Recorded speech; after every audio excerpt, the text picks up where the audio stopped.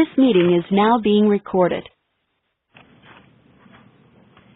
Good afternoon, everyone. This is Sue Santa, the Senior Vice President for Public Policy and Legal Affairs here at the Council on Foundations, and I want to thank everyone for joining us today for this webinar, where we're going to explore some of the individual giving incentives that are built into Chairman Camp's tax reform proposal. Now, as Ross Barrett mentioned, you can ask questions throughout the webinar by clicking on the Q&A bar and typing in your question. I have plenty of folks here from the Council Policy team on standby watching the questions come in. But if for some reason we're not able to get to your question, please know that we are keeping track of all questions, and we will respond to you via email after the webinar.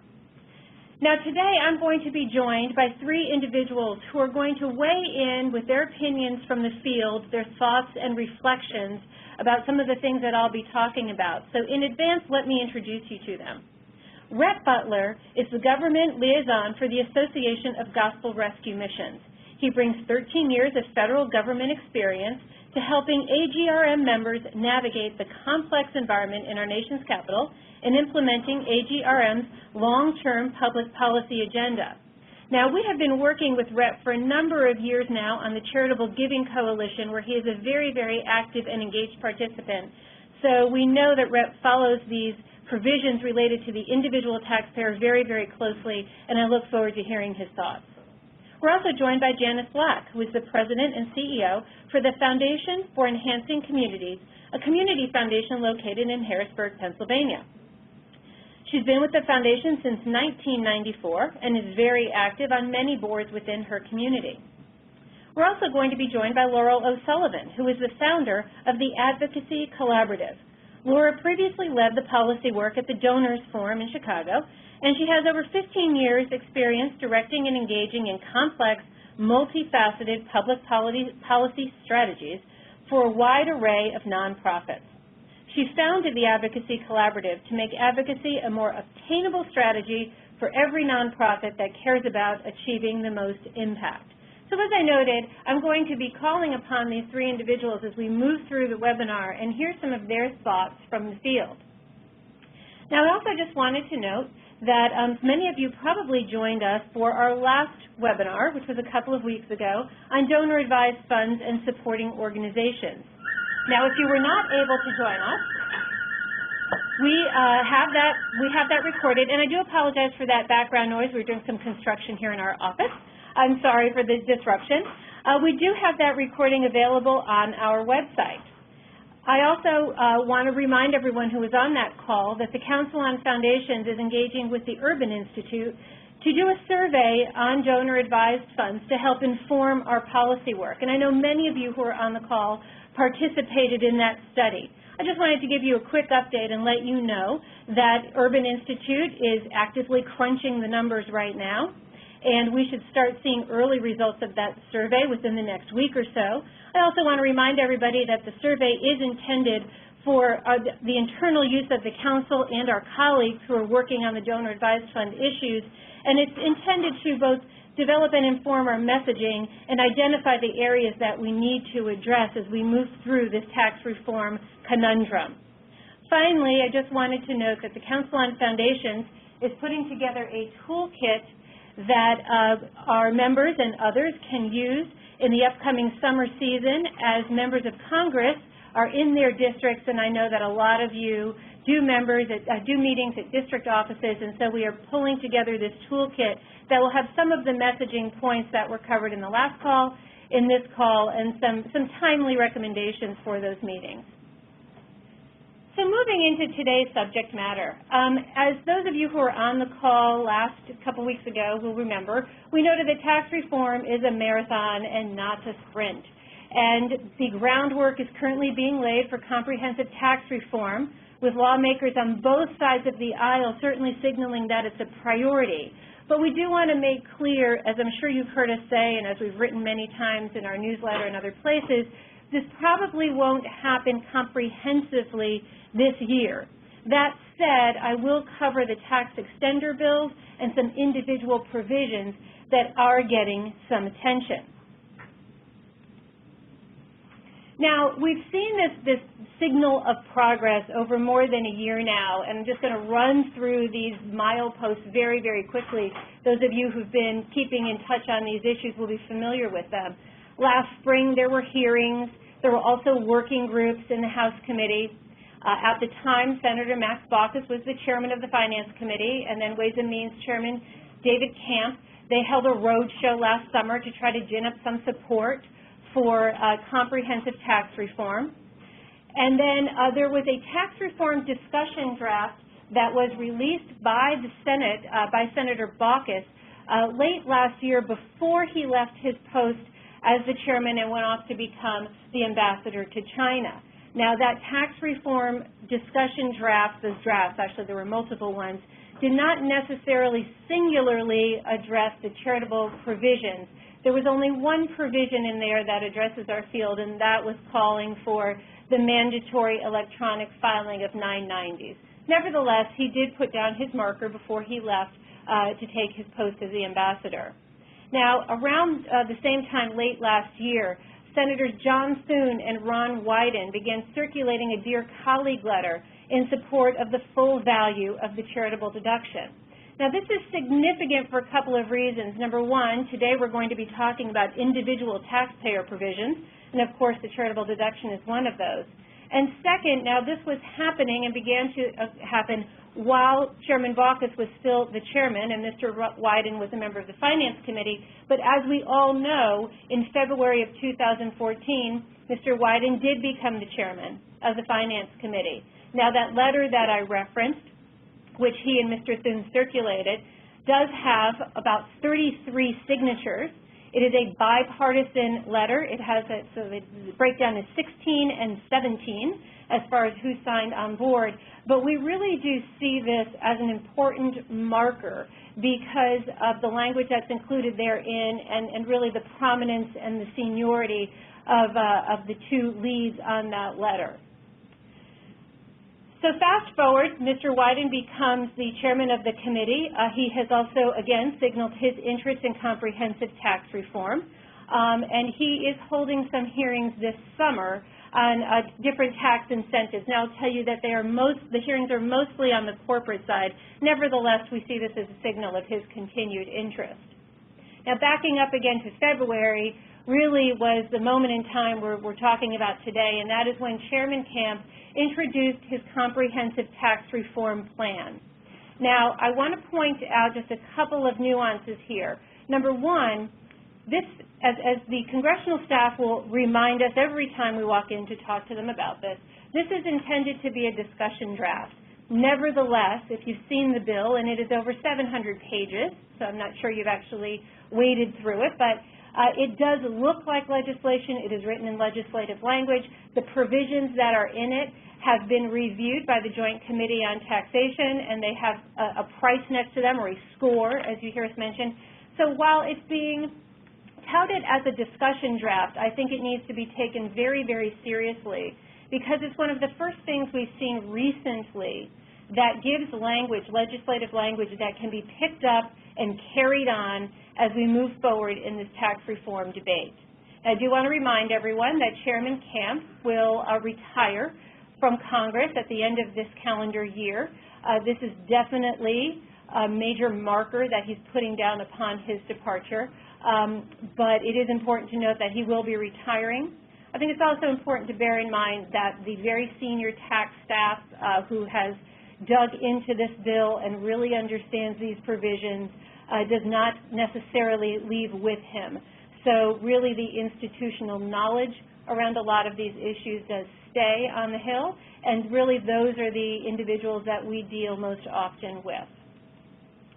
So I'm going to get a little bit into the tax reform bill itself and talk about the current provisions. I do want to just remind everyone that the Council and many, many others, many of you who are on this call, have been engaged in issues related to the individual taxpayer, most specifically the charitable deduction. And the proposal that has been around for about 6 years now to place a cap, a 28% cap on the charitable deduction, come up in the President's budget. We've also seen it come up in various other proposals over the past 6 years. Now, working in a broad coalition, I referenced the Charitable Giving Coalition, I think we've done a good job at holding that provision at bay. What I just want to remind everyone is this is sort of the next chapter of the story as we talk about comprehensive tax reform. Because in the previous scenario where we saw the 28% cap proposed in the President's budget, it really was more or less a standalone measure that was intended to raise some revenue for the federal government. It really wasn't looked at in a comprehensive way as to whether it was good tax policy or not. We've entered into a very different chapter with Chairman Camp's tax reform proposal. That is, Mr. Camp has basically made an effort to throw the entire tax code up in the air and say, how would I rewrite it differently? So as you're going to see as we walk through the provisions in the bill, it's not just one cap or a change to one single provision. It is, probably more than a dozen different changes that in one way or another will influence the manner in which an individual taxpayer, both one, figures out their taxes, but also two, begins to calculate the value of their charitable giving and begins to kind of think through where or if, frankly, if they're even going to be able to take a deduction or see any incentive. So I just want to set that groundwork because as I get into these slides, you'll see the number of moving parts that we're really talking about here. So first of all, I just want to do a very quick review, and you've seen this before, of what's in sort of the major points in the tax reform bill. There are over 24 provisions in the bill, and I would like to remind everyone that we do have a comprehensive summary of all of the provisions, all 24, that is on our website. And I'm going to be going over a lot of the individual taxpayer provisions very quickly, but I will tell you that in that summary, we do have more detail on these individual provisions. Now, our last webinar was on donor-advised funds and supporting organizations.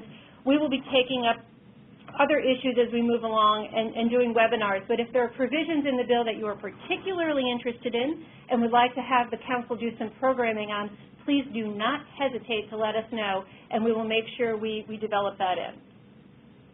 So just to give a little bit of a grounding here, I want to remind everyone what Chairman Camp is trying to do or claims to be trying to do in this tax reform bill and what might be motivating some of these provisions. So I think we've all heard this catchphrase here, right? He wants to simplify and broaden the base, which would, he believes, ultimately allow for lower rates. I also want to remind everyone that this sort of inside baseball term of broaden the tax base really means removing a lot of incentives, a lot of provisions that are currently in the tax code that allow people to write things off or to lower their taxes in some way. So simplification, ultimately aiming to get a lower rate. I want to also remind everyone, it's not in this slide, but Chairman Camp is committed to being sure that the tax code is still basically equally distributed. In other words, the number and the percentage of taxpayers that pay at the higher level will remain the same percentage. It's sort of equally distributed, even though it looks different. Now, Chairman Camp has also said very clearly he thinks that this tax code could promote economic growth, and that if you have a stronger economy, people will make more money, and if they make more money, they will contribute more money to charity, which gets to the third bullet point. The chairman has said, he has said it in public meetings, he has said it in private meetings that I've attended, that he believes that Americans donate primarily because they are generous and not because of tax incentives. I think we've all seen research, we all have our own personal experience that probably pushes against the chairman's belief, and we'll talk a little bit more about that. Now, more broadly, I think that some of the motivation behind these provisions that are specific to the charitable sector are really stem from skepticism and a misunderstanding of the sector, and I think those of us who've been engaged in this know that that's been around for a very long time, and we need to constantly push against it. And then there is this troubling questioning of whether there should be money that is held by philanthropic organizations or philanthropic vehicles, whether we think of it as gift deferral or endowed philanthropy, there certainly is a questioning of that. And we see that loud and clear in the donor-advised fund provisions, for example. So just to give everybody a quick overview, I'm going to run by these very, very quickly. The current law allows taxpayers to itemize. Now, it's about 25 to 30% of all taxpayers itemize. If you itemize, you could take a charitable deduction. And then I run through the different levels here of the value of gifts. This is just important to note because you're going to see in the new proposal that these values, the percentages, certainly do change in this new proposal. So in the interest of time, I'm going to run by that slide, and I'm going to move to the proposed changes. The most, I think, startling of the changes is that because the Chairman Camp's tax proposal eliminates the deduction for state and local taxes, it significantly limits, or let's say maybe not significantly, it limits the deduction on mortgage interest. It sets a cap on that particular deduction. And it increases the standard deduction. And so because of those three different factors, and there are some others as well, it would leave only 5% of taxpayers as itemizers.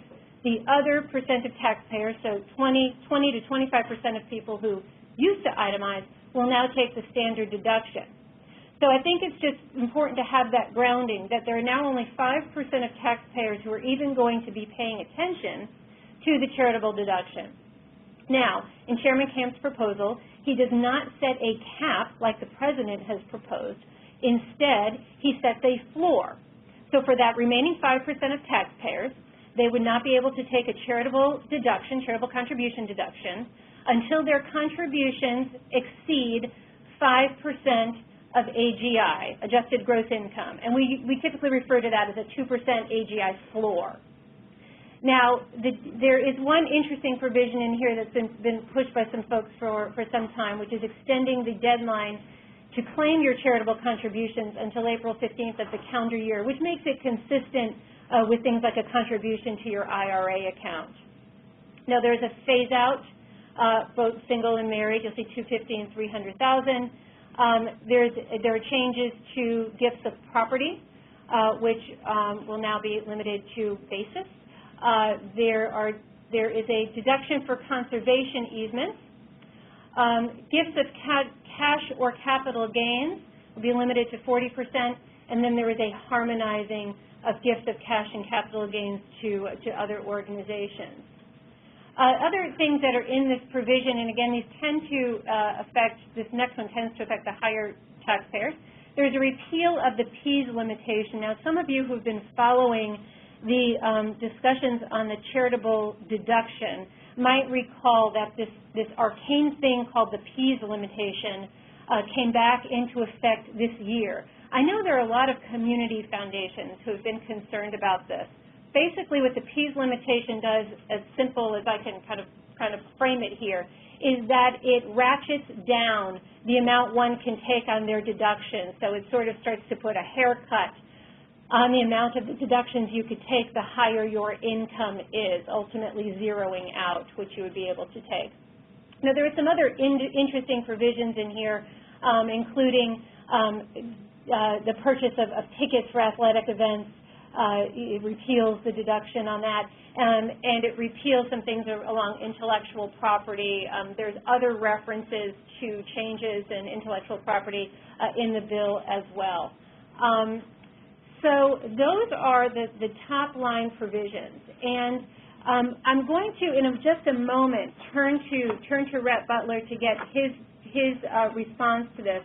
But did want to point out that Gene Sterling from Urban Institute, for instance, has been very, very concerned, and his voiced concern about this floor and the impact that it could have on large public charities, for example. And I know that Rhett's going to talk about that as well. I raise Urban Institute because we've had a very, very interesting development today, and that is that the Urban Institute has released a comprehensive report looking at all the different elements of this tax bill. And we are diving through it right now. It's pretty intensive, but we are going to create a summary of the provisions specific to the charitable provisions in the bill, and we will be posting that on our website. I know Rhett has had literally an hour or so to look at that report because it came to our attention just here this morning, and we'll comment upon it. So with that, Rhett, I think that you are on the line. I do want to know if anyone wants to read. It just can't wait for us to cover the bill the report in summary and wants to read it right away. You can go on the Urban Brookings Tax Policy Center website, and that would be taxpolicycenter.org. And within their publications, look for a publication called Description and Analysis of the Camp Tax Reform Plan. We will also include the link to that in this week's issue of Washington Snapshot, which will come out on Friday. With that, Rhett, I'm going to turn over to you, and I'd like to hear from you and your experience out in the field. What are some of your big concerns about these individual taxpayer provisions? Thank you so much, Sue. It is something. I just want to underscore a few things that Sue has already talked about. Number one, this is a huge piece of, I would say, legislation because, as Sue said, it's written like that. It's a discussion draft, but it's extremely complex and has a lot of moving parts. So to understand how it impacts charitable contributions, we have to sort of disconnect ourselves from the current tax code framework that we have and immerse ourselves into one that's been proposed. So it's sometimes difficult to really understand fully how all the moving parts work together, but I think it's important for us to try to do that because ultimately Sue did a great job of summarizing all of those different provisions that would impact donors, charitable organizations, foundations, etc. But how all of those parts work together is extremely complicated and complex. So what I want to try to do very quickly is think through how all of these provisions, if they were worked together, could impact charitable contributions. And I say could because, again, the camp draft is just that. It's a discussion draft. I think that, as Sue mentioned, the way that he approached it was, what if I could make this law today? What do I think the tax code ought to look like? That's how it's drafted. So the Urban Institute report that came out this morning is very important. I think Sue would echo this, but having just been on Capitol Hill yesterday, meeting with a number of staff and members of the Ways and Means and Senate Finance Committee, they all said the thing we need now is data. We need analysis.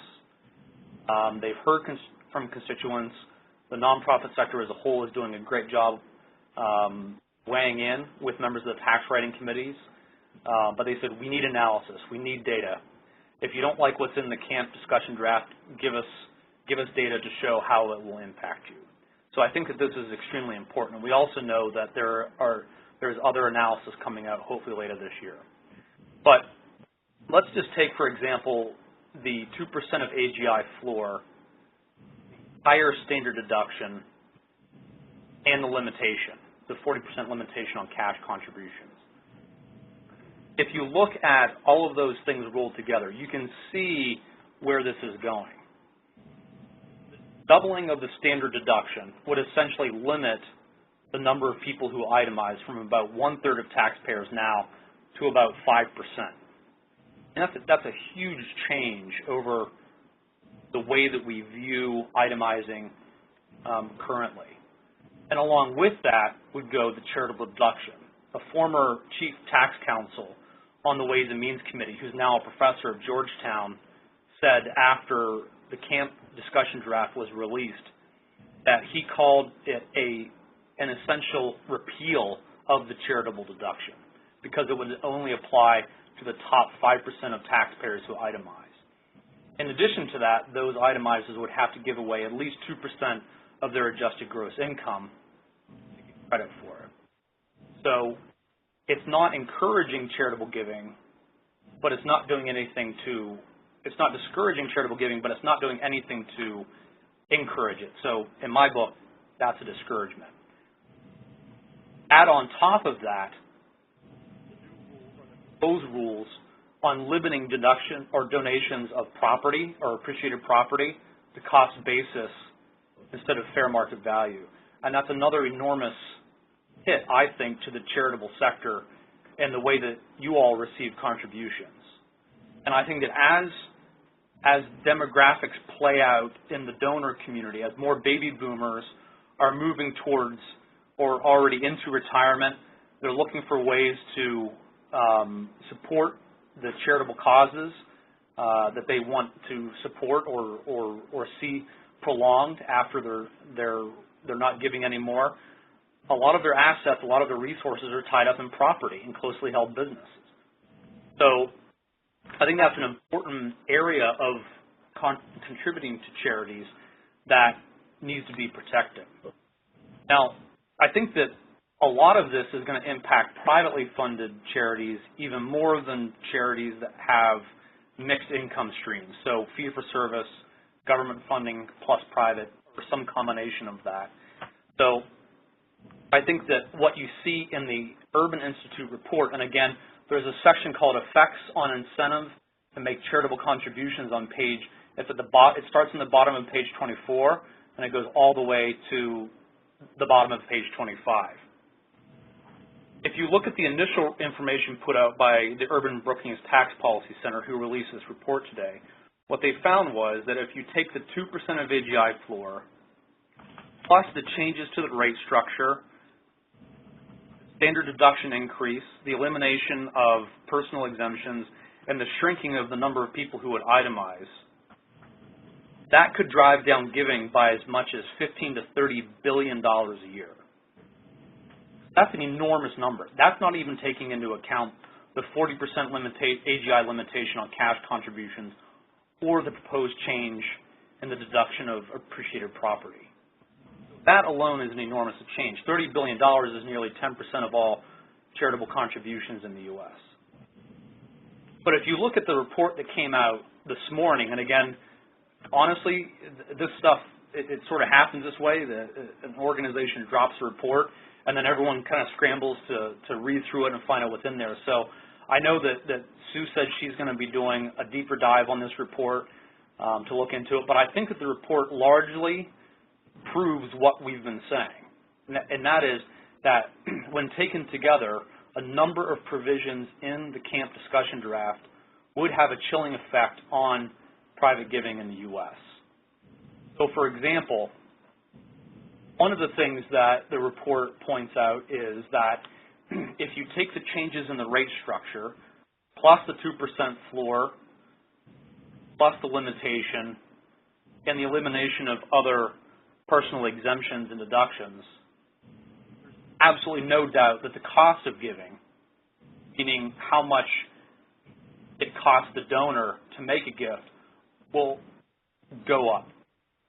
And I think that is a really sobering fact that we need to understand better and be able to communicate effectively to lawmakers on Capitol Hill. It goes through a little bit of how much more expensive or how much the after-tax cost of giving would go up in some of its calculations. But I think it's important to note that through this analysis, and I think that it's important to also realize that this Urban Brookings Tax Policy Institute are what we call influencers. These are individuals, these are thought leaders who speak into some of these policy debates and carry a lot of weight.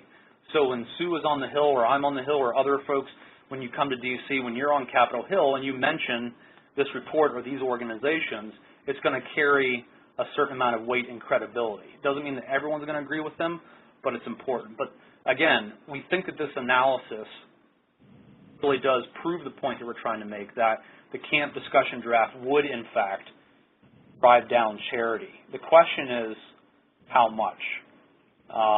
And I think that that's something that we're going to have to continue looking at over time.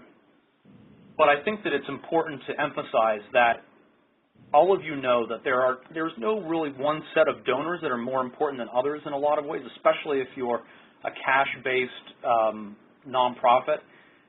all donors are important.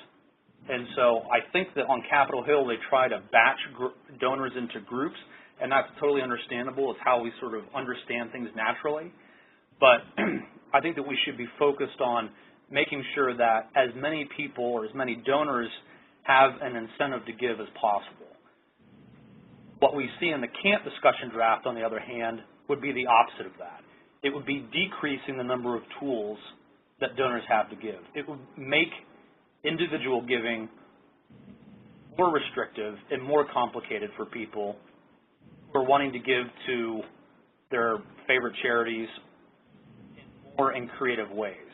It will make it more difficult for you to cultivate new donors. Often charities, as you know, will engage donors at a lower financial level, and then that will grow over time. Some of those mechanisms or some of those tools that you can use would be going away or dramatically weakened. So I hope that that's helpful. I think it's important, again, to look at the comprehensive impact or nature of what this legislation or this discussion draft will have. Try to look at it, at all the moving parts. I know that that's difficult, but I think that there's going to be more and more analysis coming out that helps us to paint that picture, to paint the narrative. But I think it's essential that as you all engage, that you're able to articulate how those things, how those changes, how that potential drop in giving will impact your organization and your stakeholders, your beneficiaries directly. Thank you very, very much, Rhett. And in just a moment, I'm going to turn to Janice, but I did want to raise a couple of things that came to mind as you were talking. First of all, I think it is, as I noted in the beginning and as you echoed, you know, the Camp bill represents this very, very comprehensive, throw it all up in the air and make lots of changes approach. But as we have seen over history's taught us that as this progresses, the package may not hold together entirely. And so we have, I think, the additional task, if you will, of really understanding some of these individual provisions as well. And I think the 2%, what we call that 2% AGI floor is one of those. This is not something new. It is something that when the 28% cap had been discussed, it came up as an alternative. But I just want to plant in everyone's mind that as we, the Council, and many of our colleagues look at these comprehensive bills, we also try to pay attention to, you know, what are some of the bright, shiny objects within that bill that might get snatched out of it and put into other legislation. On the flip side, you know, on the more positive note, what are some of the things that we might like in the bill? There are a few things that we might like, that we might pull out and move along, and I'll talk about the extender package in a moment where some of that is happening. Now, we did have a question come in about this April 15th deadline. I want to make one note on this sort of separating issues out. Urban Institute has looked at the April 15th deadline and done some analysis to say that it would increase giving. I just want to clarify that that is a separate report from this comprehensive look. So that was looking at that provision kind of as a standalone. And I think as Rhett highlighted, when you start to get into these comprehensive conversations, things can sort of outweigh each other or knock benefits out. So do want to note that. And we did have a question come in around the April 15th deadline, and one of our listeners asked if the donation deadline is extended, does the donor have to keep track of when they made that contribution, or does the charity have to keep track? Now, I want to note that that's still kind of a question in the air. A lot of the administration around this has not been kind of hammered out. But the signal that we're getting, the way we would read it, is that it would be the donor's responsibility to keep track of that. But I would not hold that in stone. I think that that is still up in the air and something that if that provision were to move, we would need to talk about. And that's a really great example of where information from the field, from the people who are on this call, from others in the field, about what that means to you in your day-to-day operations. An anecdote or, you know, what administrative eases or burdens that may produce is very helpful for us to bring to the Hill. With that, I wanted to turn to Janice. So Janice is in the field. She's at a community foundation. She's got a lot of things swirling around in her life and in her work, and this discussion draft gets dropped. And so, Janice, I just wondered if you would reflect a little bit as a community foundation leader, what your concerns are as you hear more and more about this discussion draft.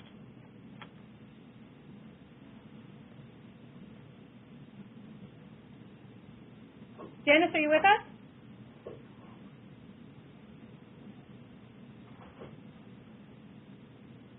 Janice, there you go, Janice. You were muted. I apologize. Go ahead. Okay, thank you. I'm particularly concerned about the 2% floor.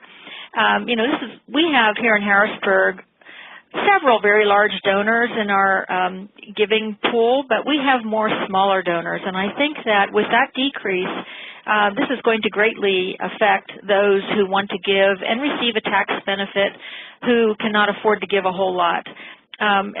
Those donors make up a big portion of our annual contribution. So that's, of course, a big concern for us. Also, we're very concerned about the effects that are stated here in the discussion document regarding donor-advised funds. We have many donor-advised funds, as many community foundations do. People give to both endowed donor-advised funds and non-permanent donor-advised funds. And the proposal, of course, states that we would have to, all donor-advised funds would have to be paid out within 5 years. Donors put money away so that they can build a fund that could be there after they're gone. They want to have something there in perpetuity. They want to be able to be remembered, and should this go through in this manner, of course, that will not be able to happen. And I think that's a big incentive for donors who give to community foundations, and that certainly will cause a problem for us as far as growth is concerned and being able to provide to our community the support that we do as we're growing now. I also want to just say something. As a member of the National Standards Board, I do think the community foundations do have a way to shine and demonstrate to the folks on the Hill that we are definitely monitoring our procedures and our policies within community foundations to be the best that they can be, to demonstrate to them that we are just not sitting here letting things happen, but we are making sure that our community foundations are equipped to be very good at what they do and to be up on their policies and procedures and be able to really give donors the best services that they can give within the law. So I'm hoping that that is an incentive for the legislators to definitely perhaps back out of this provision. I'm hoping that. Also, I think that with all the baby boomers who are coming along, as Rhett said, who really want to support their charities, not being able to take the deductions that we have currently is going to certainly be a burden. I really don't agree with Senator Camp in the fact that he thinks everyone is basically charitable. I do think that people do look for tax benefits, and if we cannot provide them to them as far as what they do within a community foundation, we are going to just not going to be able to grow at the rate that we have been and providing for our communities in the way that we have been. So I guess I can sum it up by saying that we certainly have great concern all around for attracting donors and keeping our donors and being able to provide them what they need. Thanks so much, Janice. I always think it's helpful for me sitting here at the council offices in Crystal City, Virginia, for many of our colleagues who are on the phone who really work at this at the kind of DC policy level to hear those concerns from the field, because there are real-life implications of these provisions. You understand, as do your colleagues, how donors respond, the considerations that they make as they make gifts, and I think that this goes to the misunderstanding on the Hill of really how donors manage their contributions. It's not cookie cutter. It's not a one-size-fits-all. There's a lot that gets taken into consideration. And while these shifts and changes seem small in the context of a comprehensive bill like this. They are really quite monumental to those of us in this field.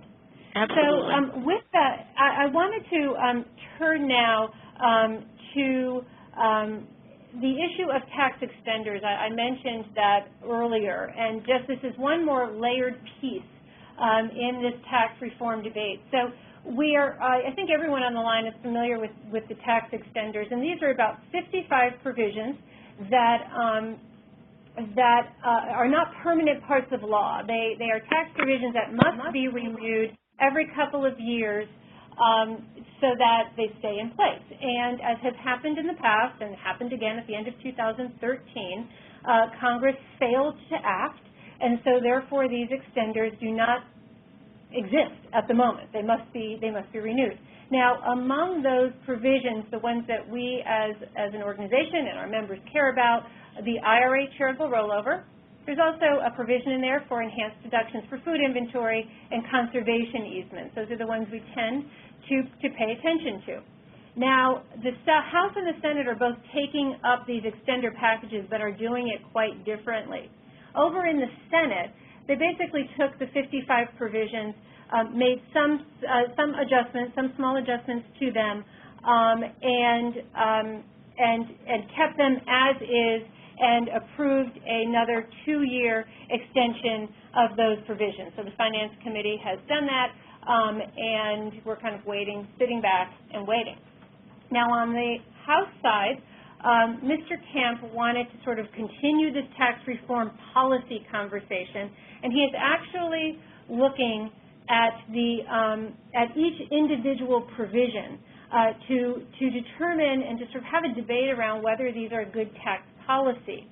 Now, we were somewhat fortunate in that discussion because Mr. Camp had a markup of a bill a few weeks ago now, and he not only decided that he would like to have provisions, and the committee passed provisions that would make permanent, so not extend for 2 years, but make permanent the IRA charitable rollover as it currently exists in law, the enhanced deductions for food inventory and the conservation easements.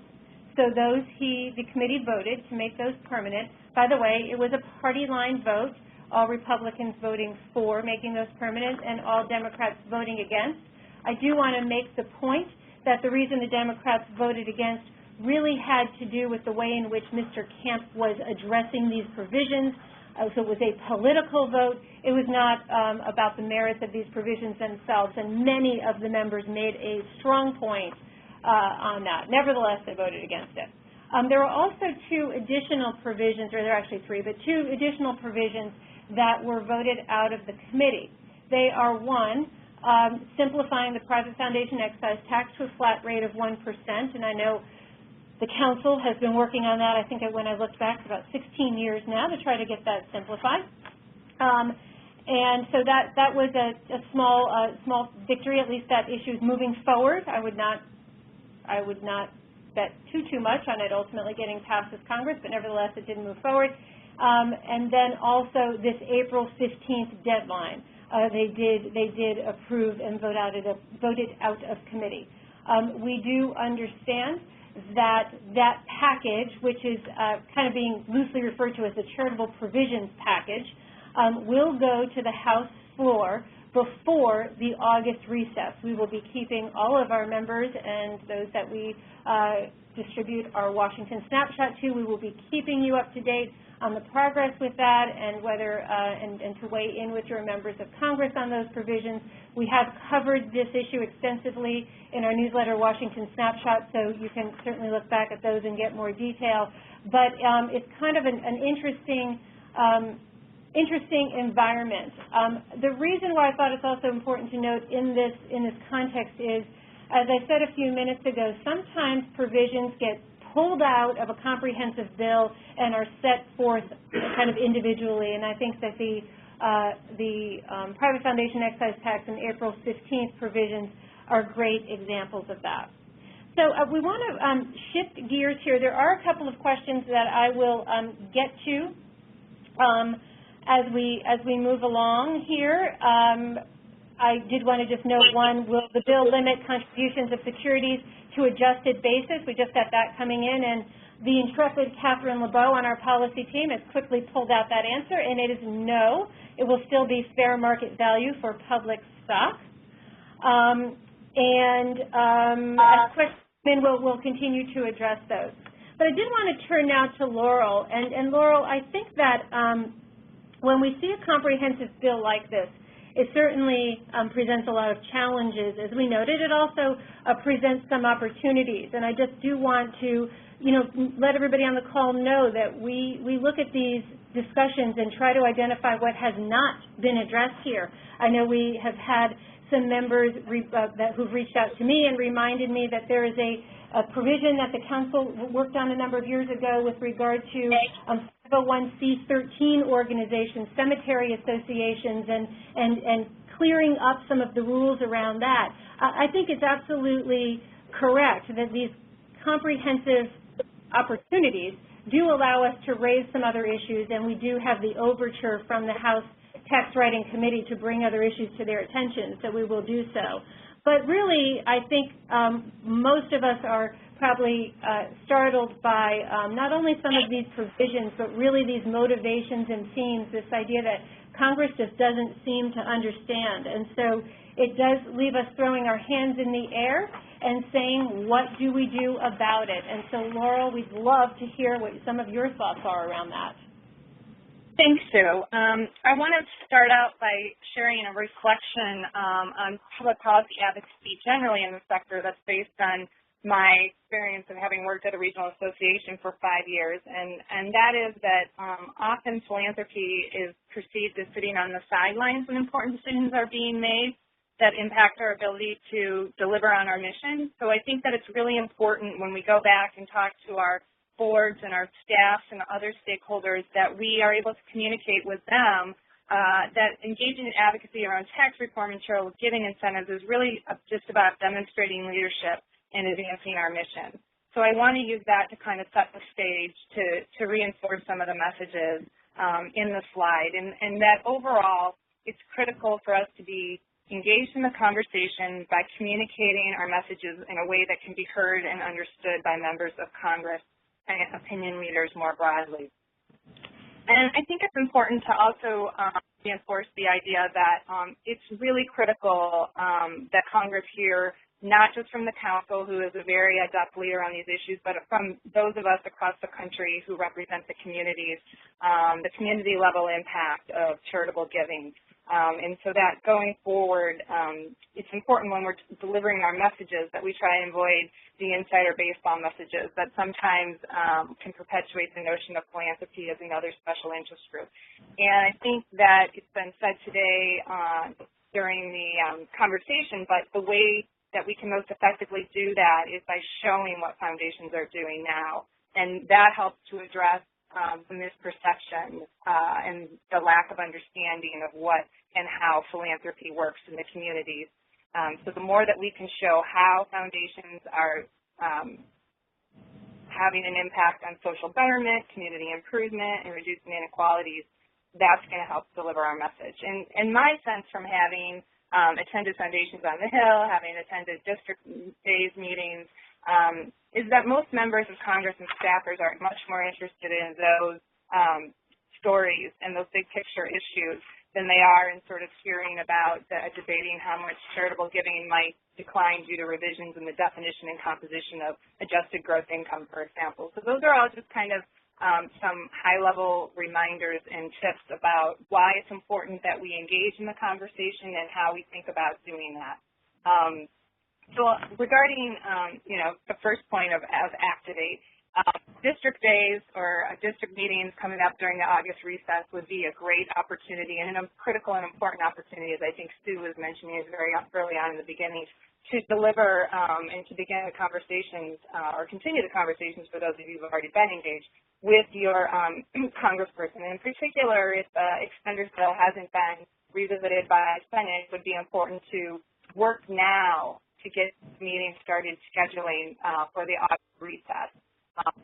And to be able to prepare some materials that I'm sure will be, available in assisted by the toolkit that the Council is putting together in terms of having messages for why limiting charitable incentives is going to have a negative impact on the community level. And then I think it's also important as we're activating and meeting with Congress and communicating our message that we also are activating our networks, that engaging your networks helps diversify the ambassadors.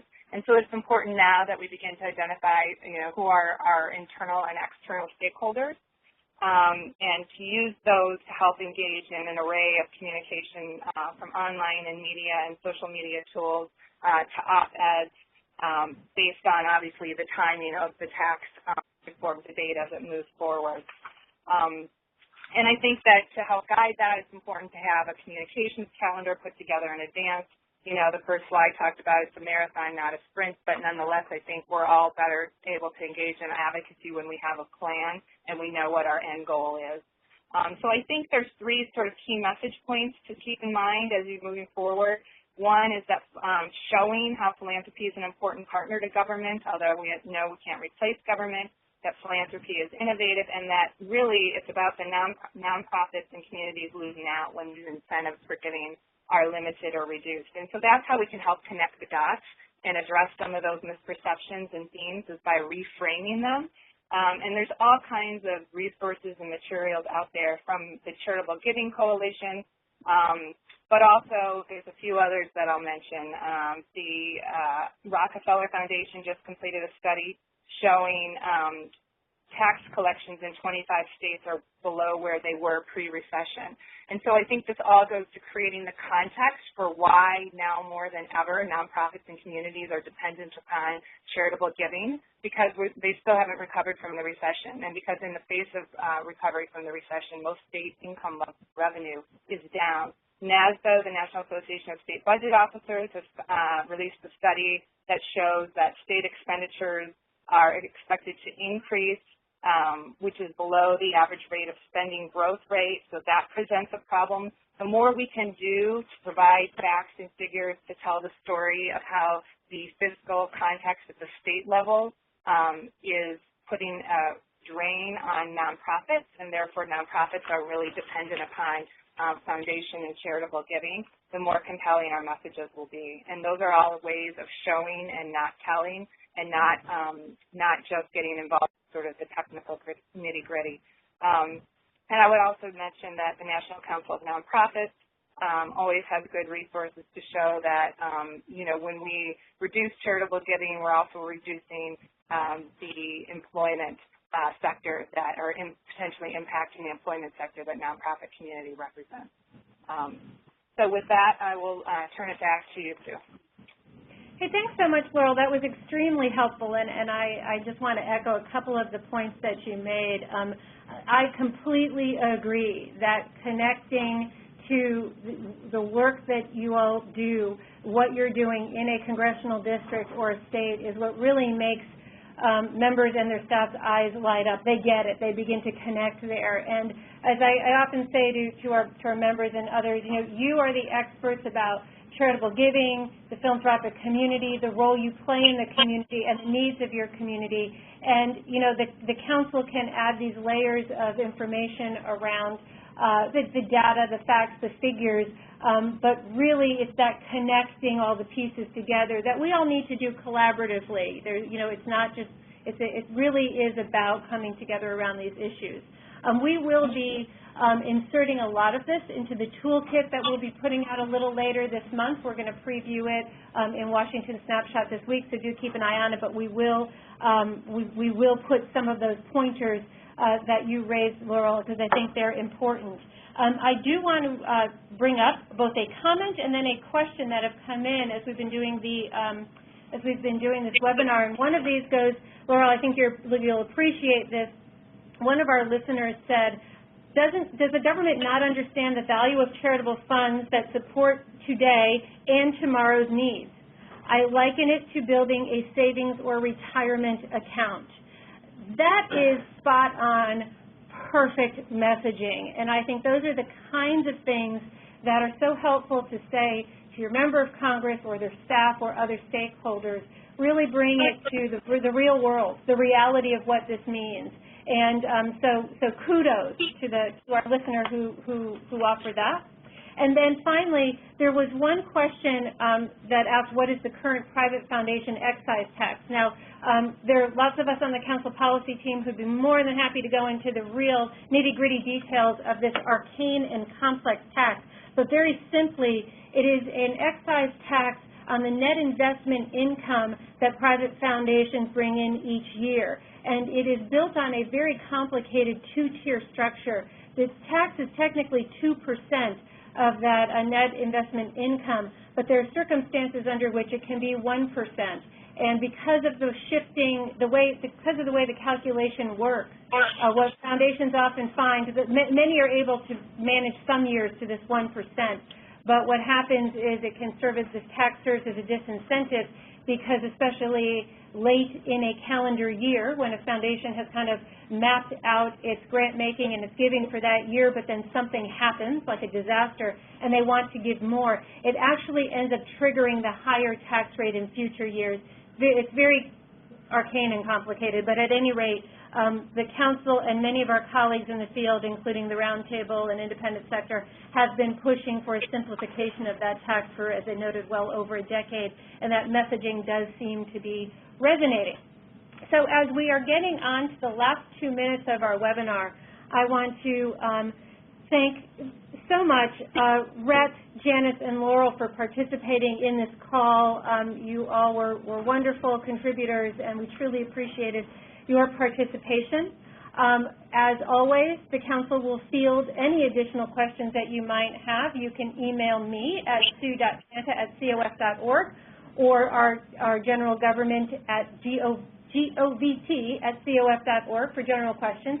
If you do not receive our weekly newsletter, Washington Snapshot, please email us, and we are more than happy to put you on the mailing list, and that is not limited to members. We send that out broadly. And I noted that there are several tools and resources on our website at cof.org, including the list of a pretty comprehensive list of all of the provisions in the bill. That is also where we will be putting this toolkit we keep referencing, but we will send everybody an alert and email to let you know that that's coming your way. We are also coordinating with the regional associations, the Forum of Regional Associations of Grantmakers, to get that pushed out as well.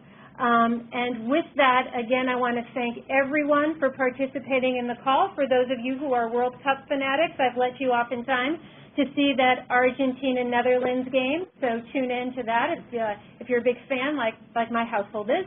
And we look forward to visiting with you all again on a webinar soon. Thank you so much.